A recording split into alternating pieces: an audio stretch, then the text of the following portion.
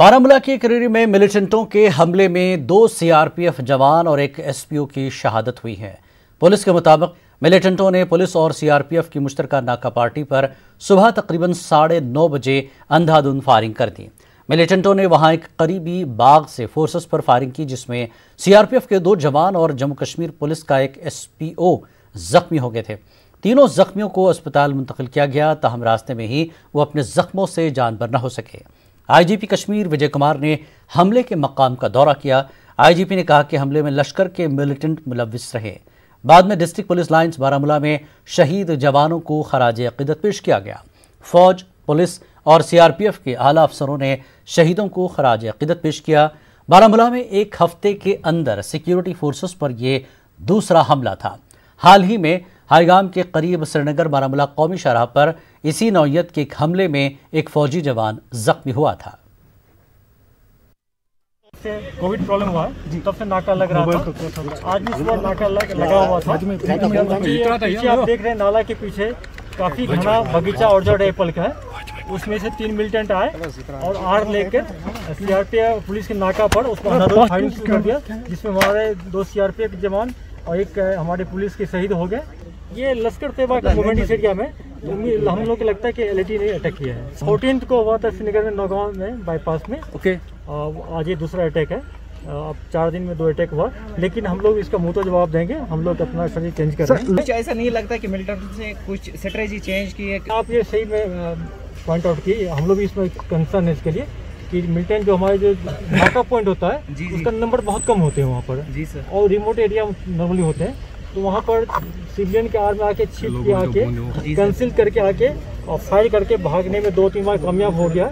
हम लोग को लॉस हुआ है। इस प्रॉब्लम को हम लोग जल्दी दूर कर लेंगे। इसका हम लोग टैक्टिक्स का जवाब जल्दी ढूंढ लेंगे। सर, पंच सरपंच जो अभी भी नजरबंद है, क्या ये नजरबंद नहीं, प्रिवेंटिव मेजर लिए हम कि थ्रेट आए तो उनको सेफ एरिया में, जब तक कि उनके लिए डिस्ट्रिक्ट हेडक्वार्टर में सेफ एकोमोडेशन नहीं होगा तब तक वो रखें। ये टेम्पोररी है। मिलिटेंट इसमें शामिल हो सकते हैं इस अटैक में, और क्या कोई घायल है उनमें से? हमारे लोगों ने देखा, भागते हुए आई विटनेस है कि करेरी हमले के बाद सिक्योरिटी फोर्सेस ने इलाके को मुहासरे में लेते हुए वाकई में मुलविस मिलिटेंटों को हलाक कर दिया। नागा पार्टी पर मिलिटेंटों के हमले के बाद फौज, पुलिस और सीआरपीएफ की इजाफी फोर्सेस को तलब किया गया और तकरीबन 1.5 घंटे की तलाशी कार्रवाई के बाद इनकाउंटर में 2 मिलिटेंटों को हलाक कर दिया गया। इस हमले में लश्कर के आला कमांडर सज्जाद हैदर की हलाकत हुई है। सज्जाद हैदर सुपुर के बराट इलाके का रहने वाला था। दूसरे महलूक मिलिटेंट की शनाख्त पटन बारामूला के इनायतुल्लाह के तौर पर हुई है। सज्जाद हैदर के जिस्म पर आईईडी नस्ब थी। बम डिस्पोजल स्क्वाड ने आईईडी को नाकारा बना दिया। एनकाउंटर के मकाम पर सिक्योरिटी फोर्सेस से छीनी गई इंसास राइफल समेत दीगर असलहा बरामद किया गया।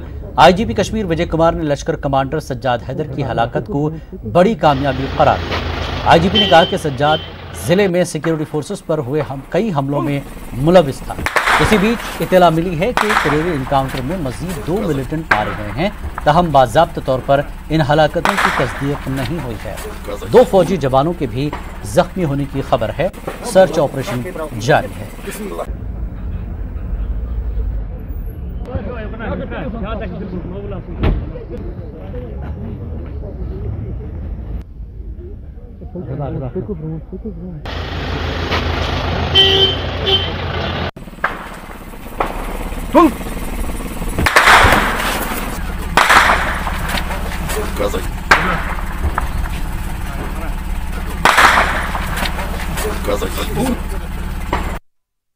इलाके में आज सुबह मिलिटेंटों के एक हमले में 2 सीआरपीएफ जवानों समेत जम्मू कश्मीर पुलिस का एक एसपीओ भी मारा गया।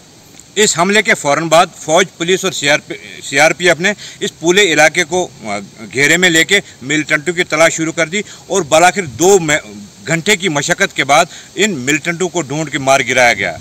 आईजीपी कश्मीर जाए मौके पर पहुंचे। उनका कहना था कि इन मिलिटेंटों का ताल्लुक लश्कर तैयबा से हो सकता है, लेकिन अभी तक इनकी शनाख्त जाहिर नहीं की गई। नेटवर्क 18 उर्दू के लिए बारामूला से मैं सज्जाद हुसैन।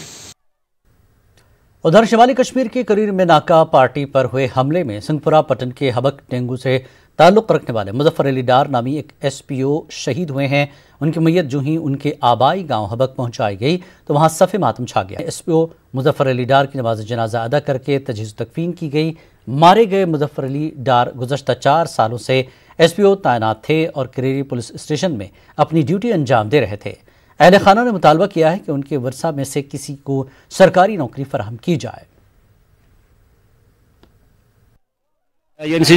पका गरीबी दूर गमस गरीब 5-6 कोर तूता शरीफ दोपमस मह दोन बाबा क्या करो तेले अस गरीबी क्या करो न जमीन न ज़रात कह चीज़ क्या करो नम बेन शम वाल नख बह कर मजूर सह बनान बाबा तेल क्या करो दोपस पत्रा कर यह मजूर यह लायक यह मजूर यह पन्निस पानस रिश गिंदन मगर गवर्नमेंटन दित वुनिस ताम कह तवज्जो यम बेचारे मरान रुपये 6 सासन पे रुपये 9 सासन पे रुपये 3 सासन पे मरान आ मान पत्र आ लगे बला शरीफी मान पत्र 24 घंटे लगभग ये ड्यूटी करते रहते हैं, पर अफसोस की बात यह है कि हमें फिर इंसाफ नहीं मिल रहा है। एक हवालदार जो एक आम पुलिस वाला जो है उनको इतनी फैसिलिटीज़ मिल रही है, हमारी गवर्नमेंट उनको इतनी फैसिलिटीज़ दे रही है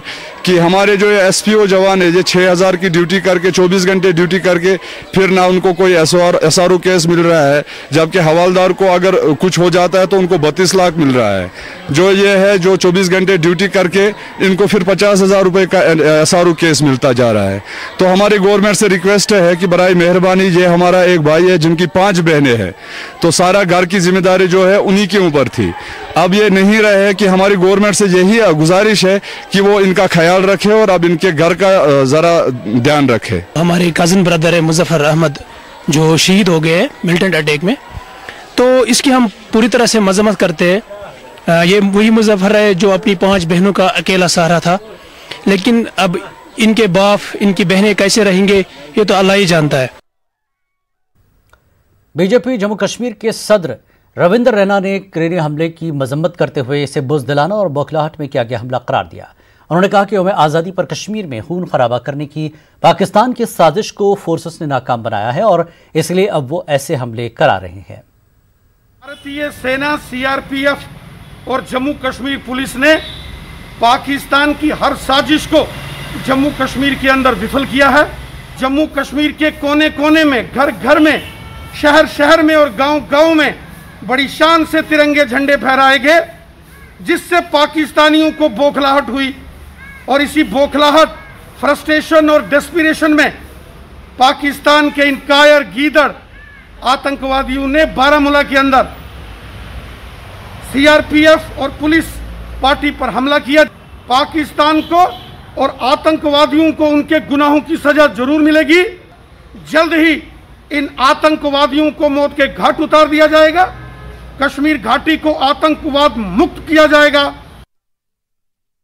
जम्मू कश्मीर में कोरोना वायरस के मामलों में लगातार इजाफा ही होता जा रहा है। गुज़श्ता 24 घंटों में यूटी में 422 मजीद पॉजिटिव केसेस सामने आए हैं। कश्मीर डिवीजन से 341 और जम्मू डिवीजन से 81 अफराद कोरोना से मुतासिर पाए गए। इस वबा से मजीद 6 अमवात हुई हैं और तमाम का ताल्लुक कश्मीर डिवीजन से है। अगर यूटी के मजमूई केसेस पर नज़र डालें तो श्रीनगर ज़िला इस वबा से सबसे ज़्यादा मुतासर है। श्रीनगर ज़िले में अब तक 6,960 अफराद कोरोना से मुतासर हुए हैं, जिनमें से 5,000 से ज़ायद मरीज़ सेहतयाब भी हो चुके हैं। श्रीनगर से आज 48 अफराद कोरोना से मुतासर पाए गए। गुज़श्ता 1 महीने के आदाद शुमार पर नज़र डालें तो श्रीनगर ज़िले में पिछले 24 दिनों में आज सबसे कम 48 केसेस सामने आए। यूटी में आज 353 मरीज सेहतयाब हुए हैं।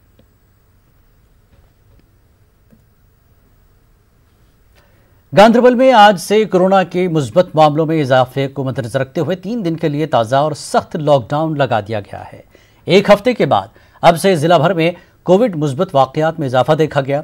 इसकी तादाद 447 हो गई है, जबकि अब तक वबा की वजह से 13 अफराद की मौत हुई है। अशिया ज़रूरिया और तिब्बी हंगामी खदमात की नकल हरकत को छोड़कर तमाम तिजारती सरगर्मियाँ मअतल हैं। पुलिस ने खुसूसन ज़िले के रेड जोन इलाकों में तमाम दाखिली और खारजी रास्तों को सील कर दिया और लोगों की गैर ज़रूरी नकल हरकत को महदूद कर दिया है। कश्मीर में आज से अनलॉक शुरू हुआ, वहीं कल कई मजहबी मकामात को लोगों के लिए भी खोल दिया गया था, ताहम सरकारी फरमान आने के बाद आज बाज़ाब्ता तौर पर दरगाहों को खोल दिया गया। अकीदतमंदों की गाइडलाइंस पर अमल करने की हिदायत दी गई है।